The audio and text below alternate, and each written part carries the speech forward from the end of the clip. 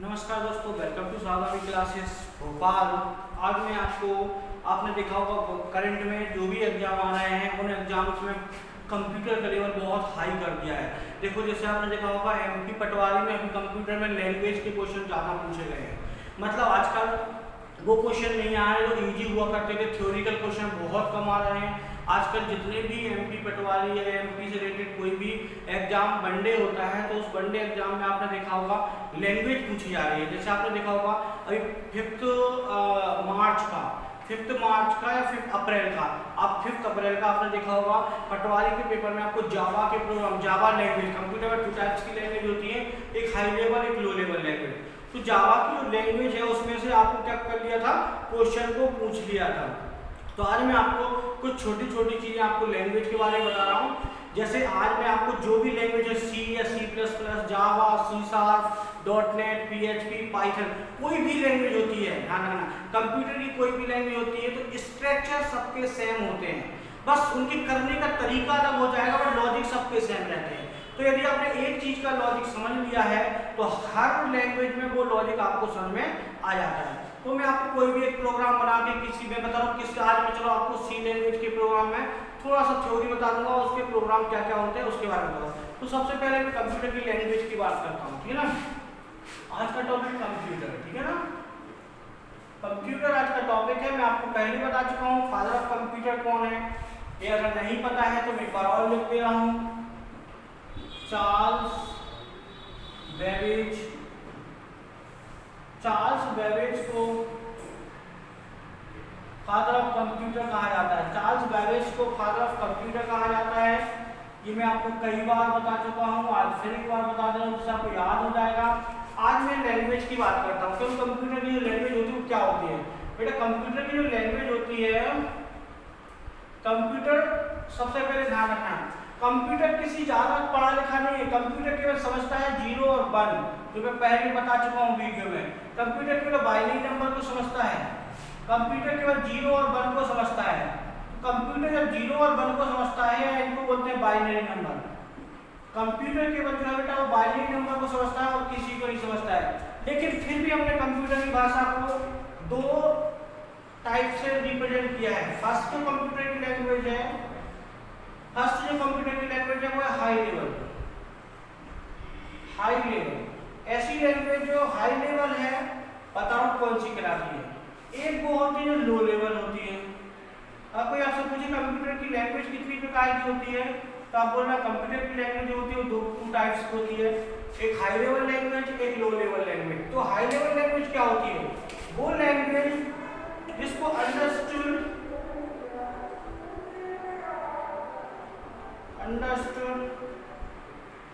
To user या programme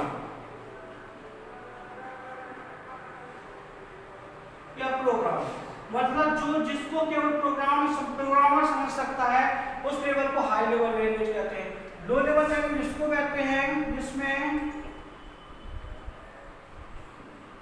understood to machine मतलब computer, क्या मशीन का मतलब है कंप्यूटर। अब चाहो तो आप कंप्यूटर लिख सकते हो, कंप्यूटर। इसको आप मशीन लैंग्वेज ही बोल सकते हो। इसको क्या बोल सकते हैं आप, मशीन लैंग्वेज ही बोल सकते हो। वो लैंग्वेज जिसको केवल मशीन समझती है, ऐसी लैंग्वेज को लो लेवल या मशीन लेवल लैंग्वेज कहा जाता है। मशीन लेवल लैंग्वेज कहा जाता है। क्या आपको समझ में आ रहा है। कंप्यूटर की लैंग्वेज कितने प्रकार की होती है बेटा। कंप्यूटर की लैंग्वेज 2 प्रकार की होती है, एक हाई लेवल लैंग्वेज, एक लो लेवल लैंग्वेज। अब हाई लेवल लैंग्वेज वो होती है जो यूजर या प्रोग्रामर या डेवलपर को समझ में आती है, ठीक है। यहाँ प्रोग्रामर हो सकता है या डेवलपर हो सकता है, जो केवल यूजर, प्रोग्रामर या डेवलपर को समझ में आती है, वो हाई लेवल लैंग्वेज होती है। लो लेवल लैंग्वेज वो होती है जो मशीन को या कंप्यूटर को समझ में आती है। जैसे मैं आपको कुछ लैंग्वेज के नाम लिख देता हूँ, जैसे नॉर्मल सी, सी प्लस प्लस, जावा, डॉट नेट, पीएचपी, पाइथन,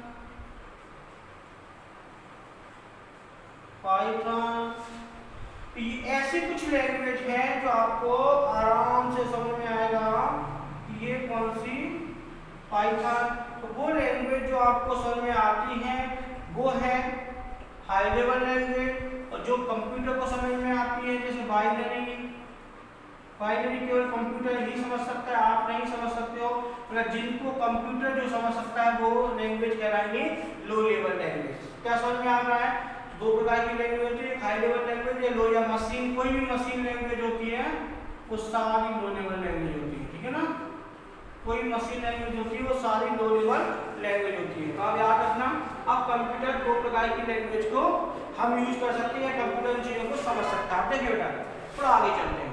अब मैं कोई भी एक लैंग्वेज लेके आपको बता दे रहा हूँ जिसका फॉर्मेट आपको पता होना चाहिए, जिसका स्ट्रक्चर आपको पता होना चाहिए। तो सबसे पहले मैं छोटा सा कोई भी प्रोग्राम बना रहा हूँ सी में, और सी में जब मैं प्रोग्राम बना रहा हूँ तो सी के प्रोग्राम को पूरा डिक्लेयर कर दूंगा, तो आपको समझ में आ जाएगा क्या क्या चीज होती है, ठीक है। छोटी छोटी प्रोग्राम क्यों? क्योंकि वैसे लैंग्वेज से रिलेटेड अभी तक क्वेश्चन नहीं आते थे, लेकिन अभी पटवारी में आपको पता है कि लैंग्वेज से रिलेटेड क्वेश्चन आ रहे हैं, और जब लैंग्वेज से रिलेटेड क्वेश्चन आ रहे हैं तो आपको उसको सॉल्व करना आना चाहिए। मतलब एटलीस्ट आपको फॉर्मेट तो पता होना चाहिए, सिंटैक्स तो पता होना चाहिए, तो उसका फ्लो चार्ट तो पता होना चाहिए कि होता क्या है। छोटी छोटी चीजें हैं, मैं आपको रिलेटेड थ्योरी बता रहा हूँ, एक प्रोग्राम बना के पहले समझा रहा हूँ क्या क्या है, फिर आगे उसको समझाता हूँ, ठीक है ना। चलिए पहला इसको नोट डाउन कर लीजिए, मैं 2 मिनट का टाइम दे रहा हूँ, इसको नोट डाउन कर लीजिए क्योंकि ये आता ही आता है। इसको नोट डाउन कर लीजिए फटाफट।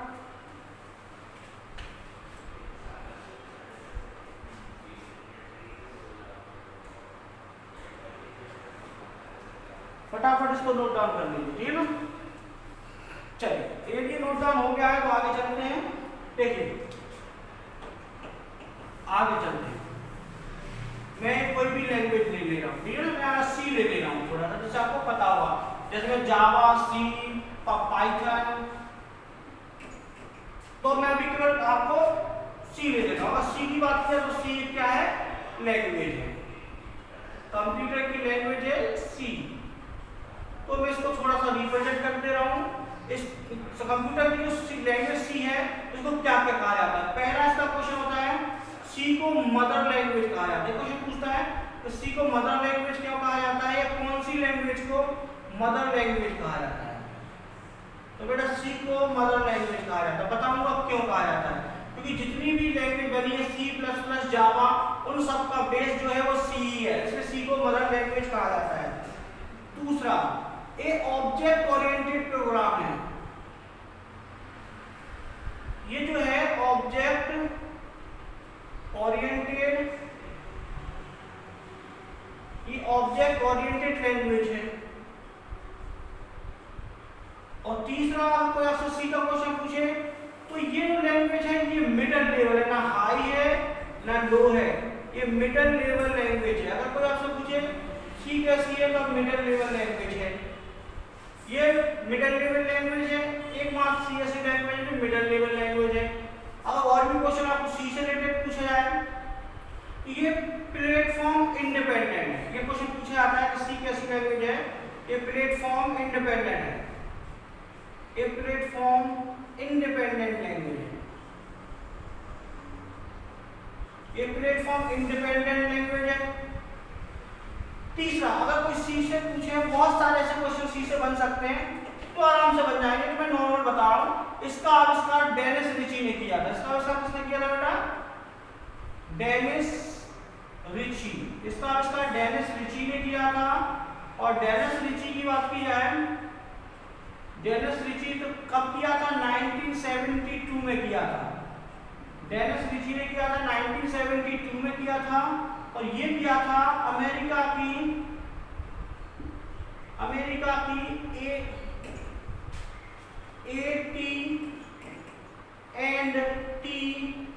AT&T बेल लैबोरेटरी में। AT&T बेल लैबोरेटरी में, ये ध्यान रखना। ये सी से रिलेटेड क्वेश्चन आ सकते हैं, मैं और भी छोटी चीजें बता रहा हूँ। इसका जो आविष्कार किया था डेनिस रिची ने किया था 1972 में AT&T लैबोरेटरी इन यूएसए या अमेरिका में किया था। और ये क्यों किया था? इसका किया था बेटा ऑपरेटिंग सिस्टम को बनाने के लिए।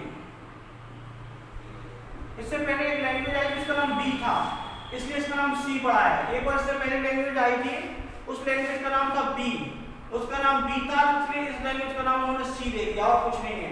फिर आगे सी के बाद जो आएगी वो C++ कर दिया गया। इसको बनाया था ऑपरेटिंग सिस्टम को बनाने के लिए। मैं पढ़ा चुका हूं कि ऑपरेटिंग सिस्टम क्या होता है। सी लैंग्वेज का आविष्कार किया था डेनिस रिची ने ऑपरेटिंग सिस्टम को बनाने के लिए, और उन्होंने एक ऑपरेटिंग सिस्टम भी बनाया था लाइनक्स। लाइनक्स जो है वो सी पर ही बना है, लाइनक्स जो है वो सी पर ही बना हुआ है, ध्यान रखना। तो ऑपरेटिंग सिस्टम को बनाने के लिए इन्होंने सी का यूज किया था, लेकिन बाद में सी एक ऐसी लैंग्वेज बन गई है जो ऑब्जेक्ट ओरिएंटेड और मदर लैंग्वेज हो गई है। मतलब अगर जितनी भी उसके पास लैंग्वेज आई है वो डिपेंड ऑन सी ही है, ध्यान रखना।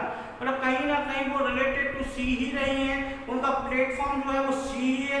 यदि आपने सी लैंग्वेज पढ़ लिया है तो एटलीस्ट ध्यान रखना, एटलीस्ट आपको और लैंग्वेज का, मैं सी क्यों उठाया, मैं चाहता था मैं पाइथन भी उठा सकता था, मैं चाहता था मैं जावा भी उठा सकता था, लेकिन क्या है ये जो है वो लैंग्वेज है जिसमें आपको पूरा स्ट्रक्चर समझ में आ जाएगा सी का कि क्या हेडर, पाइथन में हेडर फाइल होती ही नहीं है। तो अब यहाँ आपको क्वेश्चन हेडर फाइल का है तो हेडर फाइल क्या होती है आपको पता ही नहीं है।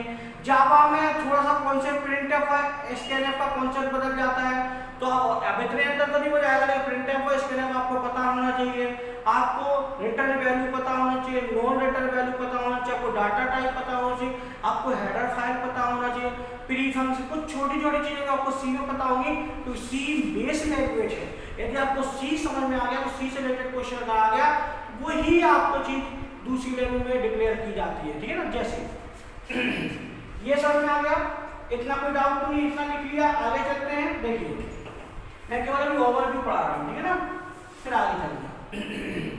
अब देखिए सी का एक छोटा सा सम प्रोग्राम, मतलब सम मतलब करने का मतलब क्या, मैं आपके यहाँ एक प्रोग्राम बना रहा हूँ जो सम करने वाला है, छोटा सा सी का। ये होता है इंक्लूड, इंक्लूड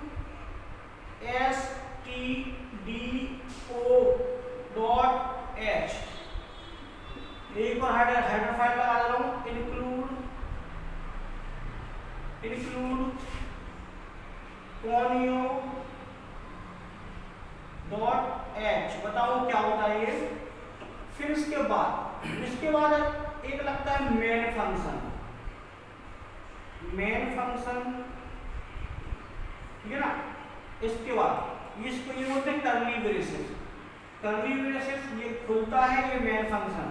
इसके बाद मैं यहाँ बोल रहा हूँ डाटा टाइप होता है जैसे इंट डाटा टाइप।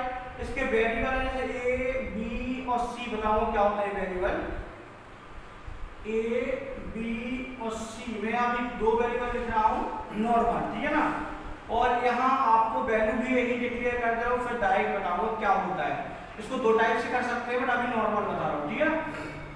ये आपका डाटा टाइप हो गया। अब अपन ने क्या किया, ए यहाँ सी ले लेता हूँ, C = a + b मैंने लिख दिया। अगर मैं यहाँ प्रिंटफ स्कैनफ नहीं लगा रहा हूँ तो यहाँ करता हूँ a की भी कुछ वैल्यू दे देता हूँ, b की भी कुछ वैल्यू दे देता हूँ,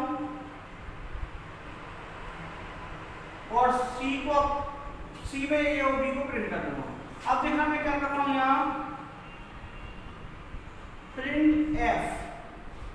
printf में लिखता हूँ सम या ऐड, जो भी लिखना है, ऐड टू वैल्यू, और यहाँ इसको ऐसे करके मैं इसको %d लगा दूँ, बताओ क्या होता है C। ये छोटे प्रोग्राम, बहुत छोटा प्रोग्राम है, ये जो दो नंबर है इन दो नंबर को ये ऐड करेगा। अब मैं इस क्वेश्चन को मैंने क्यों बनाया है, इस क्वेश्चन को बेटा मैंने इसलिए बताया क्योंकि मैं आपको नॉर्मली इसको पहले समझा दूं, फिर इसके अंदर की जो चीजें हैं वो आपको समझा दूं। देखिए ये सी लैंग्वेज में बना हुआ एक प्रोग्राम है, किसमें बना हुआ है, सी लैंग्वेज में। तो हमें लैंग्वेज से मतलब नहीं, इससे रिलेटेड का क्वेश्चन आता है हम उसको कैसे सॉल्व करते हैं। अब किसी ने बोला है कि मान लो ये वाला सिंबल दे दिया, तो आप लोग नॉर्मल पता है ये हैश है, पर इसको सी में हैश नहीं बोलते हैं, इसको सी में क्या बोलते हैं। ये क्वेश्चन आता है कि what is preprocessor, 4 option दे दिए, उसमें पूछा व्हाट इज प्री प्रोसेसर, तो बेटा ये है प्री प्रोसेसर, ये है प्री प्रोसेसर। यदि कोई आपसे पूछेगा प्री प्रोसेसर, तो आप कंप्यूटर की भाषा में हैश को प्री प्रोसेसर कहते हैं, ठीक है ना। अब देखना बेटा, ये आपका प्री प्रोसेसर हो गया। इंक्लूड मतलब जोड़ना, इंक्लूड मतलब हेडर फाइल को जोड़ना। stdio, stdio क्या होता है, मैं यहां से लिख रहा हूं सेकंड नंबर का आपका stdio स्टैंडर्ड, स्टैंडर्ड IO का मतलब होता है इनपुट आउटपुट, मतलब हेडर फाइल में स्टैंडर्ड इनपुट आउटपुट लेने के लिए, इनपुट और आउटपुट को लेने के लिए बताऊंगा इनपुट आउटपुट क्या होता है। इनपुट और आउटपुट को लेने के लिए हमें क्या लगाना पड़ता है, स्टैंडर्ड इनपुट आउटपुट। तो जो डॉट लगा है, ये डॉट, ये तो लिंक करता है, एच का मतलब होता है हेडर फाइल से। किसको लिंक करता है बेटा, ये आपका प्री प्रोसेसर जो भी है, ये मैन है, ये हेडर फाइल का, ये पूरी जो चीज होती है इसको बोलते हैं हेडर फाइल, इसको बोलते हैं हेडर फाइल। बस दो header file, standard input output, मतलब इनपुट और आउटपुट लेने के लिए आप लगाओगे stdio.io.h। लेकिन स्क्रीन को कंसोल मतलब क्या होता है, इसका मतलब ये तो सबको पता है, आपको मैंने यहाँ डिक्लेयर कर दिया कि इसका पता नहीं आपको।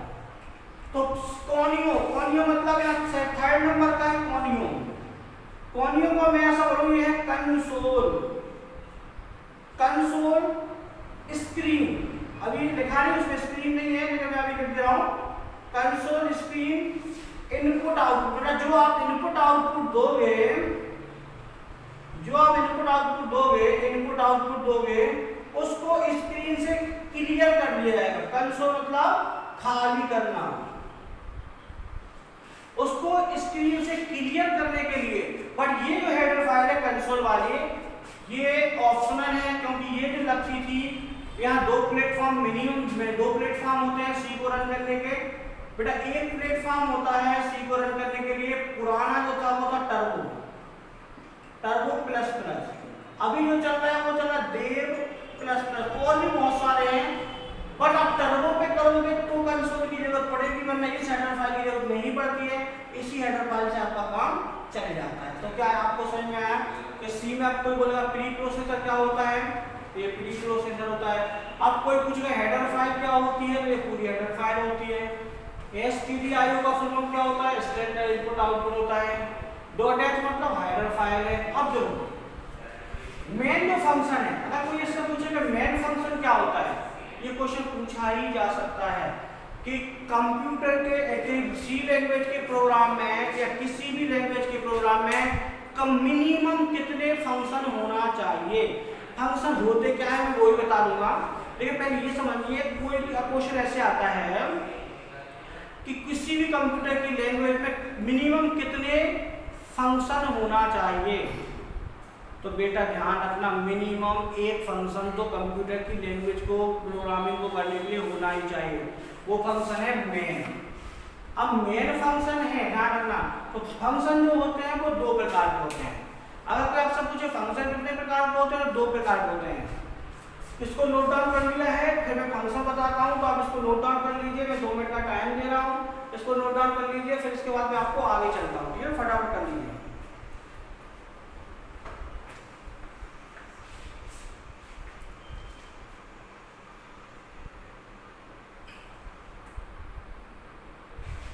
फटाफट कर लीजिए इसको, फिर मैं आगे चलता हूँ। चलिए आगे देखता हूँ, कोई डाउट तो नहीं यहाँ तक किसी को? अगर यहाँ तक डाउट नहीं है तो थोड़ा सा ध्यान से देखना, ठीक है ना,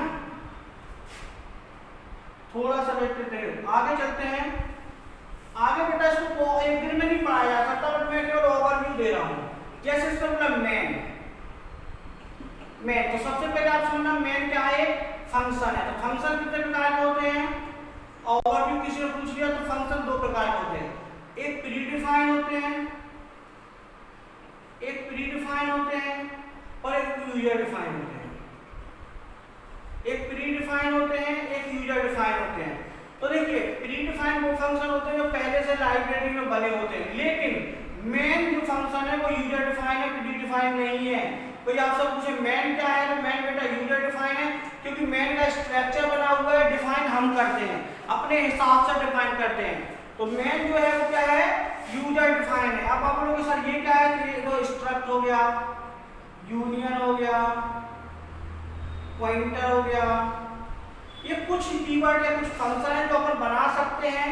इसको आप यूजर डिफाइन भी कर सकते हो, बट ये पहले से बने हुए फंक्शन है वो कहलाएंगे प्री डिफाइन, और जो हमारे द्वारा डिफाइन किए गए वो यूजर डिफाइन। तो अभी मैं केवल मेन की बात कर रहा हूँ। मेन क्या है? एक फंक्शन है। मेन क्या है? एक फंक्शन है। अब मेन जो फंक्शन है उसको हम दो टाइप से डिक्लेयर कर सकते हैं। डिक्लेयर मतलब क्या होता है? डिक्लेयर मतलब होता है हेडर फाइल के अंदर उसको डालना। डिक्लेयर मीन्स होता है हेडर फाइल के अंदर। तो जो मेन फंक्शन है इसको हम डिक्लेयर दो टाइप से कर सकते हैं। दो टाइप से कैसे कर सकते हैं? एक कर सकते हैं बेटा जैसे इंट, तो अब मैं यहां लिख रहा हूं। दो टाइप से कैसे? एक कर सकते हैं बेटा रिटर्न टाइप, एक कर सकते हैं रिटर्न टाइप, और एक कर सकते हैं नॉट रिटर्न टाइप या नॉट रिटर्न, ठीक है ना। एक कर सकते हैं नॉट रिटर्न। अब बोलोगे सर रिटर्न टाइप और नॉट रिटर्न में मीन्स क्या होता है? मतलब बेटा एक होता है कि आप वैल्यू को रिटर्न कर सकते हो और एक में वैल्यू को आप डिक्लेयर कर सकते हो, मतलब डिफाइन कर सकते हो, ठीक है ना। तो रिटर्न टाइप रहेगा तो आप कैसे करोगे? मेन पे ऐसे लिखना है, ठीक है ना। और मेन का खुद का एक ब्लॉक होता है, ठीक है। मेन फंक्शन का या कोई भी फंक्शन होता है तो उसका खुद का एक एरिया होता है, और कोई भी फंक्शन का area declare in curly braces से किया जाता है। अब कोई आपसे पूछे मेन का कितना एरिया है, तो बेटा मेन का इस कर्ली ब्रेसेस से लेके इस कर्ली ब्रेसेस तक, मतलब ये ओपन कर्ली ब्रेसेस है और ये क्लोज्ड कर्ली ब्रेसेस है। इस कर्ली ब्रेसेस से इस कर्ली ब्रेसेस तक आप मेन जो भी डालोगे आप मेन में ही डिक्लेयर होगा, ठीक है। तो ध्यान से देखना, रिटर्न टाइप अगर आपको बनाना है तो आपको कुछ नहीं करना है। यदि आपको मेन फंक्शन को या किसी भी फंक्शन को रिटर्न टाइप बनाना है तो आप यहाँ इंट लगा देंगे। यदि पहले आप इंट लगा देंगे तो आपका रिटर्न टाइप मेन बन जाएगा।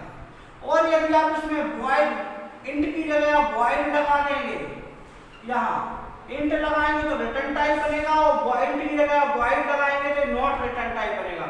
मतलब ये वैल्यू को रिटर्न नहीं करेगा, ये वैल्यू को रिटर्न करेगा। तो वो आपको बस इतना पूछ सकता है, ज्यादा अंदर नहीं आएगा। वो आपसे केवल इतना पूछेगा कि मेन रिटर्न टाइप हो सकता है या नहीं, तो बिल्कुल हो सकता है। मेन नॉन रिटर्न टाइप हो सकता है, बिल्कुल हो सकता है। वो कभी पूछ सकता है कि जैसे ऑप्शन दे दिए इनमें से किस में मेन को रिटर्न टाइप बनाया जा सकता है, तो आप बिल्कुल इंट लगा दो तो मेन रिटर्न टाइप बन जाएगा। इंट एक डाटा टाइप बता रहा हूँ क्या होता है, और वॉइड लगा दो तो नॉन रिटर्न टाइप बन जाएगा।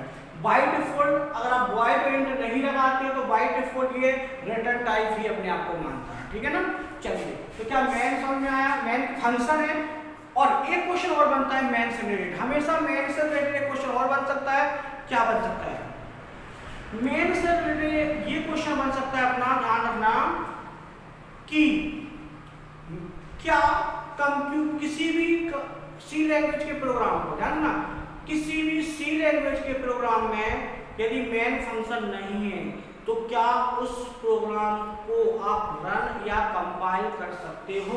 मतलब कोई भी सी प्रोग्राम में अगर मेन फंक्शन नहीं है तो क्या उसको कंपाइल या रन किया जा सकता। तो बेटा ध्यान रखना, अगर मेन फंक्शन नहीं है प्रोग्राम में तो आप उसको कंपाइल तो कर सकते हो, ध्यान रखना, लेकिन रन नहीं कर सकते हो। मैं क्या बोल रहा हूं, यदि मेन फंक्शन नहीं है, यदि मेन फंक्शन किसी भी प्रोग्राम में नहीं डिक्लेयर किया गया है तो आप उसको कंपाइल तो कर सकते हो लेकिन रन नहीं कर सकते हो। क्या बात समझ में आया? तो कोई भी फंक्शन है तो कोई भी प्रोग्राम है तो मेन होना जरूरी है, लेकिन क्वेश्चन अगर पूछा जाता है तो आप बिल्कुल बोल सकते हो कंपाइल हम कर लेंगे, रन नहीं करेंगे।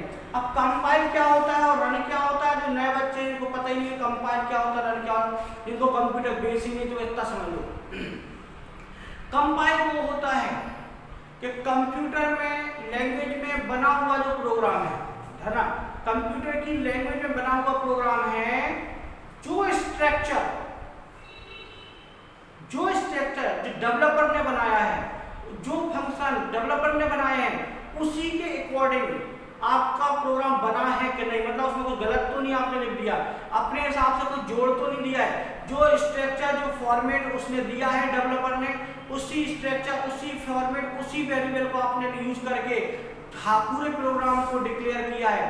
तो आपका मतलब कुल मिला के आपके फॉर्मेट को और आपके दिए हुए डाटा को स्ट्रक्चर के अकॉर्डिंग देखने के लिए उसमें कोई गलती नहीं है उसको चेक करने के लिए कंपाइल किया जाता है। अब कंपाइल दो प्रकार के होते हैं, एक इंटरप्रेटर होता है, एक कंपाइलर होता है। बताऊंगा इंटरप्रेटर क्या होता है, कंपाइलर भी बता दूंगा। इंटरप्रेटर क्या होता है, कंपाइलर क्या होता है, वो भी मैं आपको बता रहा हूँ। लेकिन पहले थोड़ा सा ध्यान से देखना, अगर प्रोग्राम कम सही है, स्ट्रक्चर के अकॉर्डिंग बना है तो वो कंपाइलर कहलाएगा, कंपाइलर द्वारा रन हो जाएगा, ठीक है ना, और उसमें कोई एरर नहीं आएगी, ठीक है ना। अब ध्यान से देखना, इसके बाद मेन क्या आते हैं, ये एंड क्या है, ठीक है ना, एंड क्या है, ये क्या है और ये क्या है, ठीक है। चलिए आगे चलते हैं। तो ये मेन फंक्शन आपको समझ में आ गया है। यदि आपको मेन फंक्शन समझ में आ गया है तो आगे चलते हैं, ठीक है ना। इसको आप नोट डाउन कर लेना, ठीक है, पुश करके नोट डाउन कर लेना। अब तो होते हैं बेटा सी लैंग्वेज में, हर लैंग्वेज में होते हैं। अब ये इंट जो है इसको रिप्रेजेंट करते हैं। अब हर लैंग्वेज में होते हैं बेटा data type, data type. Question को ये पूछ सकता है, सबसे पहला क्वेश्चन यही पूछेगा कि डाटा टाइप कितने प्रकार के होते हैं। सबसे पहला क्वेश्चन वो आपसे यही पूछेगा कि डाटा टाइप कितने प्रकार के होते हैं। तो आपको याद रखना डाटा टाइप मिनिमम 2 प्रकार के होते हैं और मैक्सिमम बोले तो वो 3 प्रकार के होते हैं, क्योंकि वो यूजर डिफाइंड डाटा टाइप को भी उसमें ऐड कर लेता है। जैसे मेनली आपके जो डाटा टाइप होते हैं बेटा वो 2 होते हैं। 2 कौन कौन से होते हैं? पहला होता है बेटा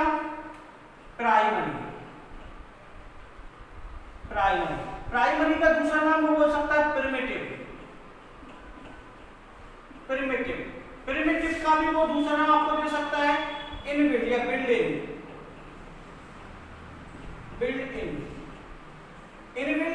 इन वो कुछ भी दे सकता है। आप इनबिल्ट भी समझ सकते हो, एक ही चीज है।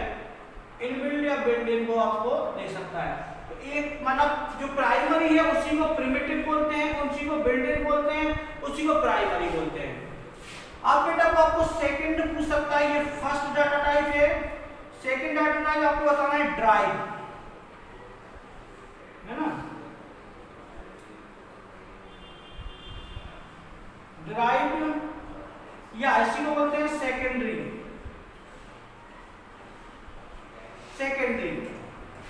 ये मिनिमम 2 प्रकार के डाटा टाइप होते हैं। डाटा टाइप क्या आपको पता समझो कि डाटा टाइप क्या होते हैं, तो आप बोल रहे हैं 2 प्रकार के होते हैं। लेकिन कभी कभी वो पूछ लेता है तीसरा होता है यूजर डिफाइंड। यूजर अपने हिसाब से अपने डाटा टाइप को बनाता है और उसको डिफाइन करता है। यूजर क्या चाहेगा, जैसे मैं बोलूं फंक्शन, एक स्ट्रक्ट नाम का फंक्शन होता है, एक स्ट्रक्ट नाम का फंक्शन होता है, एक यूनियन नाम का फंक्शन होता है। इसमें डाटा क्या होता है, यूजर चाहे तो अपने हिसाब से भी डाटा टाइप को बना सकता है, वो यूजर डिफाइन होते हैं। लेकिन वो होते कहाँ हैं, ये सेकेंडरी के ही होते हैं, लेकिन यूजर अपने हिसाब से उसको डिफाइन कर सकता है। तो प्रिमिटिव क्या होता है, प्रिमिटिव वो डाटा टाइप होते हैं जो पहले से कंप्यूटर में बने होते हैं। प्रिमिटिव वो डाटा टाइप होते हैं जो पहले से कंप्यूटर में बने होते हैं। ड्राइव डाटा टाइप वो होते हैं या सेकेंडरी डाटा टाइप वो होते हैं जो बने तो पहले से होते हैं, लेकिन अपने यूजर अपने हिसाब से उसको क्या कर सकता है, डिक्लेयर कर सकता है, उसकी रेंज को आगे और पीछे कर सकता है। वो दोनों में कर सकता है, बट टाइप पूछ सकता है। तो प्रिमिटिव में कौन सा आता है? प्रिमिटिव में पहला आ सकता है बेटा इंट डाटा टाइप। और हमेशा एक चीज ध्यान रखना, पहला इंट है। मैं अभी कल प्राइमरी समझा रहा हूं, सेकेंडरी पर उसको हटा देते हैं। प्राइमरी में देखें तो पहला इंट है, दूसरा फ्लोट है, तीसरा पर बोल सकते CHAR कार है, तीसरा आपका फ्लोट है, चौथा एक और बोल रहा हूं मैं D, चौथा है अपना डबल DOUBL डबल। एक और सी में आता है पांचवा लॉन्ग डबल।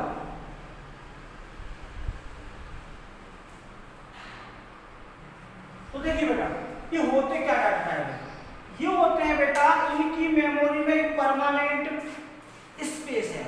यदि आपने इंट को डिक्लेयर किया है या इंट को, जैसे मैंने यहाँ इंट को डिक्लेयर किया है, यदि आप इसको अभी छोड़ दें, इन दोनों को छोड़ दें, अभी इन चीजों को अपन छोड़ देते हैं। इन चीजों को अगर मैं केवल इंट को यहाँ डिक्लेयर करता हूँ, इंट को डिक्लेयर करता हूं तो इंट में आपको कुछ नहीं करना है, इंट को डिक्लेयर करते हैं तो यहाँ एक आपको प्री डिफाइंड फंक्शन होता है साइज ऑफ। क्या होता है? Size of. यदि इंट को आपको देखना है तो आप इंट को साइज ऑफ लगाओगे तो साइज ऑफ आपको बता देगा, ये होता है साइज ऑफ। ये साइज ऑफ होता है और ये बता देता है, ध्यान रखना, यदि साइज ऑफ है तो साइज ऑफ आपको क्या बता देगा? आपको ये बता देगा कि इंट ऑलरेडी कितनी, ध्यान रखना, इंट कितनी बाइट को रखता है। ये क्वेश्चन आपको अगर देखना है तो इंट की खुद की जो कितनी बाइट होती है वो बताएगा, ठीक है ना। तो बहुत आसान होता है, साइज ऑफ से आप चेक कर सकते हो इंट की कितनी बाइट होती है। तो मैं आपको नॉर्मली बता दे रहा हूँ, इंट पे तक कितने बाइट को रखता है? इंट रखता है 2 बाइट को। इंट कितने को रखता है? 2 बाइट को। ऐसे ही साइज ऑफ से आप कैरेक्टर की बाइट देखोगे, कैरेक्टर रखता है 1 बाइट को, 1 बाइट को। फ्लोट कितने बाइट को रखता है बेटा? फ्लोट रखता है 4 बाइट को। ये पूछा जाता है, बता रहा हूँ ये डिफरेंट क्या है। डबल कितने को रखता है बेटा? डबल रखता है 8 बाइट को। और लॉन्ग डबल कितने बाइट को रखता है बेटा? 10 बाइट को रखता है। मतलब ये इनकी खुद की साइज है। यदि आप कंप्यूटर में कुछ डिक्लेयर नहीं करेंगे, केवल इंट को डिक्लेयर करेंगे, तो केवल इंट अपनी खुद की एक साइज ले लेगा। तो इंट की खुद की साइज और 2 बाइट, कैरेक्टर अपनी साइज ले लेगा 1 बाइट, फ्लोट अपनी साइज ले लेगा 4 बाइट, डबल अपनी साइज ले लेगा 8 बाइट, लॉन्ग अपनी साइज ले लेगा 10 बाइट। अब ये होते क्या है? ये क्या होते हैं, कहाँ यूज होते हैं? अगर आपको इंट दिया है तो आपको क्या करना है? लॉजिकल ऑपरेशन को फॉरवर्ड करना है। लॉजिकल ऑपरेशन क्या होते हैं? लॉजिकल ऑपरेशन मतलब मैं बोलूं मल्टीप्लाई करना है, ऐड करना है, या फिर वैसे लगूं माइनस करना है, प्लस करना है, डिवाइड करना है। ये डिवाइड का कंप्लीट जो ऑपरेशन होता है डिवाइड का नहीं है, बट अभी जो समझ लेते हैं डिवाइड करना है। तो मतलब आपको अरिथमेटिकल ऑपरेशन को डिजिट में, अरिथमेटिक ऑपरेशन को डिजिट में करना है सी लैंग्वेज में, तो आपको इंट का यूज करना पड़ेगा। इंट का यूज कैसे करना पड़ेगा? जैसे आपने 2 वैल्यू को प्लस किया है तो यहाँ इंट का करना है। तो इंट क्या होता है, ध्यान रखना, इंट जो है ये केवल इंटीजर, इंट का मतलब है इंटीजर, केवल इंटीजर वैल्यू को देगा, ये आपकी पॉइंट वैल्यू को नहीं देगा। इंट केवल इंटीजर वैल्यू को देगा, ये पॉइंट वैल्यू को नहीं देगा। जैसे मैं यहाँ, ध्यान रखना, मैं अभी यहाँ जैसे मैंने आपको बोला था क्या दिया, a इक्वल टू 10.5 दे दिया और b इक्वल टू मैंने दे दिया 10 और c आपको यहाँ मैंने c दे दिया। अब देखना, ये मैंने प्लस किया, अगर इंटीजर लगा है, यहाँ इंटीजर लगा है, इंट लगा है, तो इंट क्या करेगा? इंट पॉइंट की वैल्यू को छोड़ देगा। जैसे 0.5 है, ये 0.5 है तो इंट क्या है? पॉइंट की वैल्यू को छोड़ देगा। ये 0.5 है तो छोड़ देगा, इसका रिजल्ट क्या देगा? यहाँ जब जोड़ेगा इंट और देगा इंटीजर टाइप का है तो इसको 10 ले लेगा और उसको 10 ले लेगा, पॉइंट की वैल्यू छोड़ देता है। 10 और 10 क्या हो जाएगा? 20। तो इसका रिजल्ट वो क्या दे देगा? इसका रिजल्ट दे देगा बेटा वो 20। जबकि इसका रिजल्ट 20 देगा, और जबकि अगर यहाँ इंट की जगह दूसरा लगेगा, बता रहा हूँ क्या, फ्लोट। इंट की जगह अगर यहाँ मैंने फ्लोट लगा दिया, FLOT, अगर फ्लोट लगा दिया, FLOAT फ्लोट लगा दिया, तो फ्लोट क्या करेगा? इंटीजर और फ्लोट में यही अंतर है। फ्लोट क्या करेगा? 10.5 प्लस 10, इसको क्या देगा? 0.5 और इसमें ये ऐड कर देगा। मतलब अगर इंट लगा है, ध्यान रखना, यदि इंट लगा है प्रोग्राम में तो इंट केवल पॉइंट से पहले की वैल्यू को ही प्रिंट करेगा या इंटीजर वैल्यू को ही प्रिंट करेगा, तो वो इंट कहलाएगा। और फ्लोट वो है, अभी मैं करेक्टर बाद में बता रहा हूँ, फ्लोट वो है तो पॉइंट की वैल्यू को प्रिंट करता है। फ्लोट क्या करता है? पॉइंट की वैल्यू को, मतलब पॉइंट की कितनी भी वैल्यू है तो वो पॉइंट की वैल्यू को फ्लोट आराम से प्रिंट करेगा। अब यहाँ फ्लोट लगा है तो आप यहाँ पॉइंट में और भी आगे 0.55 भी करोगे तो वो यहाँ 0.5, यहाँ 0.5, मतलब पॉइंट की वैल्यू को आपको अगर ऐड करना है तो आपको फ्लोट लगाना है, और इंटीजर वैल्यू को प्रिंट करना है तो आपको इंट लगाना है। क्या बात समझ में आ रहा? इनकी साइज भी है। आगे चलते हैं, देखिए बेटा, आगे करेक्टर की बात की जाए तो करेक्टर क्या है? ये अल्फाबेट को प्रिंट करता है। ये किसको प्रिंट करता है? ये अल्फाबेट को प्रिंट करता है। ये केवल और केवल अल्फाबेट को प्रिंट करता है। मतलब आपको A या स्ट्रिंग की चीजों को प्रिंट करना है तो आपको किससे प्रिंट करना पड़ेगा, आपको CHR कार से प्रिंट करना पड़ेगा। और इसकी बाय डिफॉल्ट वैल्यू क्या है, मैं यहाँ बाय डिफॉल्ट लिख दे रहा हूँ, क्यों बाय डिफॉल्ट क्यों लिख रहा हूँ, उसका कारण बता रहा हूँ, ठीक है ना। मतलब आप यहाँ जब तक वैल्यू को डिक्लेयर नहीं करोगे तब तक तो ये अपने आप कितना लेगा, 1 बाइट ले लेगा। अब 1 बाइट में मुझे ज्यादा चाहिए तो आपको कुछ नहीं करना है, जैसे ये वैल्यू लिखी है इसमें यहाँ ए क्या है, वेरिएबल है, और वेरिएबल को डिक्लेयर करोगे।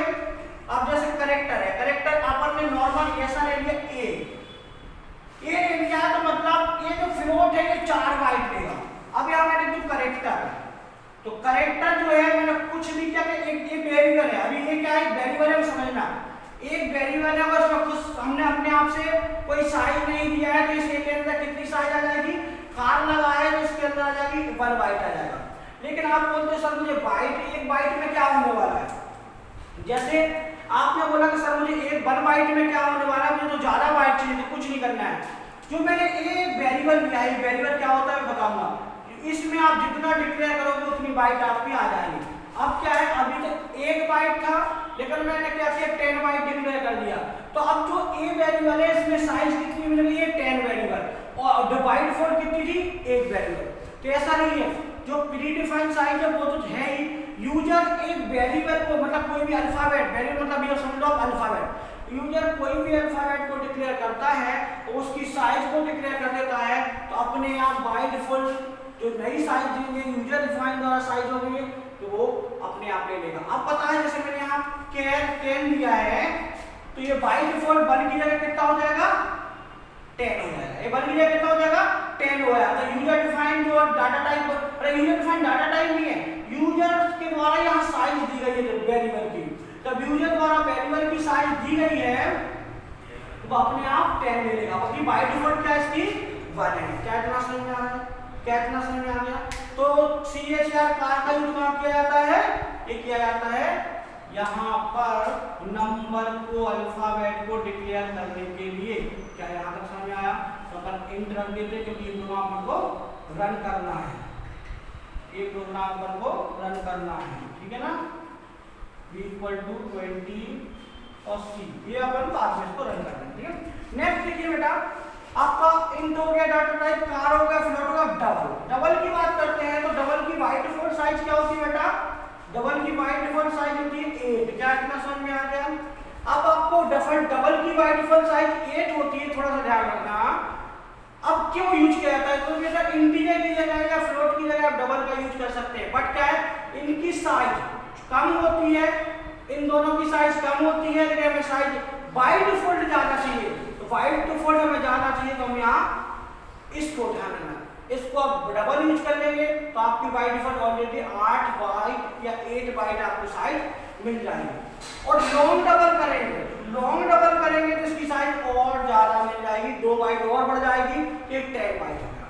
तो कुछ नहीं करना है, जहाँ इंट लगा है ये डाटा टाइप है, और जिस टाइप की स्ट्रिंग अगर देखो स्ट्रिंग टाइप चाहिए तो आप CHR लगाओगे, आपको फ्लोट टाइप चाहिए तो आप फ्लोट लगा दोगे, F180 फ्लोट लगा दोगे, या आपको इंटीजर टाइप फ्लोट चाहिए, आपको डबल ज्यादा साइज चाहिए तो आप डबल यहाँ लिख दो, डबल हो जाएगा, और ज्यादा चाहिए आप लॉन्ग डबल हो जाएगा। लेकिन अब मैं इंटीजर ले रहा हूँ, लेकिन आपको कैसे पता चलेगा, ध्यान रखना कि सर हम यहाँ तो इंटीजर फ्लोट डबल लगा रहे हैं, लेकिन प्रिंट करते टाइम ध्यान रखना, प्रिंट करते टाइम कंप्यूटर कैसे समझेगा कि ये डाटा लॉन्ग में आया है, इंटीजर में आया है, फ्लोट में आया है, डबल में आया है। तो थोड़ा सा ध्यान से देखना, पहले इसको नोट डाउन कर लीजिए, फिर मैं बताता हूँ क्या क्या है। फटाफट इसको नोट डाउन कर लीजिए, फटाफट।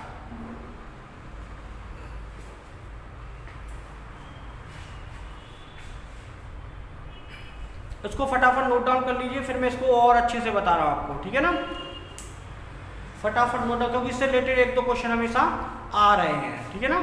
तो इसको फटाफट पहले नोट डाउन कर लीजिए, ठीक है ना, कर लीजिए। छोटी छोटी चीजें हैं, बड़ी आती ही हैं, आती है। अब मैं कभी भी नेक्स्ट क्लास दूंगा या फिर लैंग्वेज में एक क्लास में सारी लैंग्वेज को खत्म कर दूंगा। अगली क्लास में मैं आपको HTML पढ़ा दूंगा, एक क्लास में आपको पाइथन पढ़ा दूंगा, जो ओवरव्यू है लैंग्वेज के वो छोटे छोटे ओवरव्यू में आपको देता रहूंगा जिससे आपको पता चल जाएगा। ठीक है, अब देखिए यहाँ पर एक बार देख लीजिए, कोई डाउट नहीं है, आगे चलते हैं। अब देखिए आप बोलोगे सर कि यहाँ मैंने इंट दिया है, जैसे यहाँ डाटा टाइप मैंने इंट दिया है, तो कंप्यूटर को कैसे पता पड़ेगा कि डाटा टाइप इंटीजर में प्रिंट करना है या इंटीजर में स्कैन करना है? तो देखिए यहाँ थोड़ा सा ध्यान से देखना। अब ये जो डी लगा है इसको देखें, यहाँ जो डी लगा है अगर डी आप लगाओगे तो आपका डाटा ये मतलब इंटीजर टाइप का है। यदि डी लगाओगे, जैसे ये आपका डी लिखा है, यहाँ %d लिखते हो प्रिंट में या स्कैन ऐप में, तो मतलब डाटा इंटीजर टाइप का है। यदि आप यहाँ फ्लोट लगाओगे FLOAT फ्लोट, अगर फ्लोट लगाओगे तो आपको पता है यहाँ क्या लिखना पड़ेगा, यहाँ आपको F लिखना पड़ेगा। मतलब आप कंप्यूटर को पता पड़ा कि आपको डाटा फ्लोट टाइप का है। कंप्यूटर को पता करने के लिए, कंप्यूटर को जानने के लिए हमें यहाँ क्या है, इसके टाइप बदलना पड़ेगा, ये एड्रेस टाइप बदलना पड़ेगी। अब जैसे आपने यहाँ नहीं सोचे डबल लगाना है, डबल लगाना है या फिर पहले CHR लगा लेते हैं, या कार लगाना है तो कुछ नहीं, यहाँ आप C को डिक्लेयर करोगे। यदि आप C को डिक्लेयर करोगे तो ध्यान रखना ये C टाइप का कैरेक्टर टाइप का डाटा उसको कंप्यूटर को पता चल जाएगा कि आपका डाटा कैरेक्टर में आया। लेकिन अपने डाटा को फ्लोट सॉरी में यहाँ C लिखना है, % लगाना जरूर, ठीक है ना, यहाँ C लिखना है और फ्लोट में F लिखना है, ठीक है ना। % लगाना मत भूलना कि % भी वैल्यू को स्कैन करेगा। अब डबल आता है, जैसे आपने यहाँ क्या किया डबल, चलिए देखिए ये जो डबल है, अगर मैंने यहाँ डबल लगा दिया, थोड़ा सा ध्यान से देखना, यदि मैंने डबल यहाँ लगा दिया है तो यहाँ क्या लगाना है आपको, ये डबल हमेशा यहाँ याद रखना, हमेशा L और F में ही काम करेगा। LF का मतलब है डबल लगाया, डबल और लॉन्ग डबल दोनों ही L और F में ही काम करते हैं, ठीक है ना। तो L और F में काम करते हैं डबल और लॉन्ग डबल। क्या समझ में आया कि यूजर को कैसे पता चलेगा, कि यूजर को कैसा पता पड़ेगा कि आपने इंट लगाया है, कैर लगाया है, फ्लोट लगाया है, डबल लगाया है, लॉन्ग डबल, मतलब आपका डाटा जो है वो किस टाइप का है, ये यूजर को कैसे पता चलेगा। तो मैंने आपको बता दिया है कि यूजर को पता पड़ेगा ऐसे पता चलेगा कि आप यहाँ डिफाइन कर देंगे कि डाटा किस टाइप का है, ठीक है। अब आगे चलते हैं। अब डाटा टाइप को एक दूसरे का दो टाइप से डिक्लेयर किए जाते हैं। एक तो आपको फंक्शन के अंदर एक ग्लोबली, मतलब आप कभी भी डाटा को अगर मेन के ऊपर डिक्लेयर करेंगे तो मेन के ऊपर जैसे डाटा ये आपने इंट यहाँ लिख दिया, इंट A और B, जैसे आपने इंट और C, चलो मैंने इंट लिख दिया आपने A, B, C, तो मतलब ये ग्लोबली डाटा टाइप हो गया। ग्लोबली डाटा टाइप क्या हो गया, अब इस डाटा टाइप को आप पूरे फंक्शन में कहीं भी एक्सेस कर सकते हो। मतलब इस डाटा टाइप जो इंट टाइप का मेन के ऊपर ग्लोबली डाटा डिक्लेयर किया गया है, ग्लोबल मतलब पूरी जगह हर जगह। अब आप इस यहाँ से आप 100 भी फंक्शन बना रहे हो, मतलब इस प्रोग्राम में आप 100 फंक्शन भी बना रहे हो तो किसी भी फंक्शन में इस डाटा टाइप को आप एक्सेस कर सकते हो। तो ये डाटा टाइप है ग्लोबल डाटा टाइप। अगर कोई आपसे पूछे ग्लोबल डाटा टाइप क्या होता है तो सबसे पहले क्या बोलते हैं, इसे मेन फंक्शन के ऊपर डिक्लेयर किया जाता है। इसे मेन फंक्शन के ऊपर डिक्लेयर किया जाता है और ये अगर मेन फंक्शन के ऊपर डिक्लेयर होता है तो इसको ग्लोबली डाटा टाइप कहते हैं। दूसरा जो ग्लोबली डाटा टाइप इसको कहाँ एक्सेस किया जा सकता है, तो पूरे प्रोग्राम में कहीं भी इसके अंदर 100 फंक्शन भी हैं, मेन टाइप फंक्शन इसका यूजर डिफाइन 100 फंक्शन भी हैं, तो इसको 100 फंक्शन में भी आप एक्सेस कर सकते हो। ये ग्लोबली डाटा टाइप है, ठीक है। अब कोई आपसे बोलेगा वो डाटा टाइप जो केवल एक फंक्शन में एक्सेस हो रहा है, जैसे मैं आपसे बोलूं मेन फंक्शन के अंदर मैंने यहाँ डबल या इंट ले लिया, चाहे डबल ले लो चाहे इंट या डबल ले लिया मैंने, तो ये कहाँ पर करेगा, तो बेटा ये केवल ये मेन फंक्शन के अंदर ही डिक्लेयर या डिफाइन कर सकते हो और कहीं इसको डिक्लेयर या डिफाइन नहीं किया जा सकता है। इस चीज का ध्यान रखें कि जो फंक्शन के अंदर डाटा टाइप बनेगा या डिक्लेयर होगा तो केवल फंक्शन के अंदर ही उसको एक्सेस कर सकते हैं। तो फंक्शन के बाहर इसको ग्लोबली डाटा टाइप बोलते हैं। तो फंक्शन के बाहर डिक्लेयर होगा उसको कहीं भी एक्सेस किया जा सकता है। अब कभी कांस्टेंट वैल्यू भी पूछते हैं, क्या फंक्शन की वैल्यू को अब डायनामिक या कांस्टेंट, तो देखिए कांस्टेंट क्या होता है, कांस्टेंट वो होता है, कांस्टेंट क्या होता है और डायनामिक क्या होता है, थोड़ा समझिए।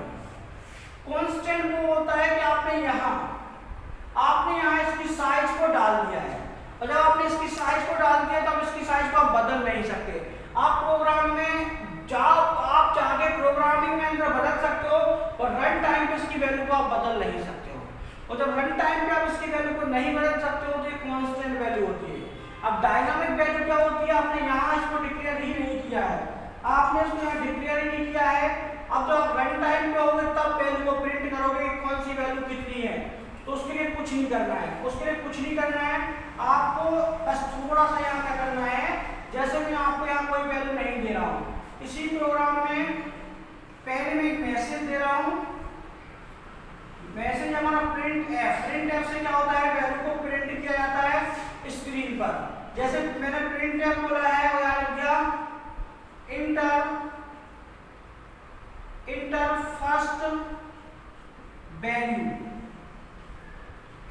फर्स्ट वैल्यू मैंने प्रिंट कर दिया, और आपने कुछ नहीं किया, ध्यान रखना, आपने केवल मैसेज दिया है इंटर फर्स्ट वैल्यू, तो आप केवल फर्स्ट वैल्यू में मैसेज हो गया।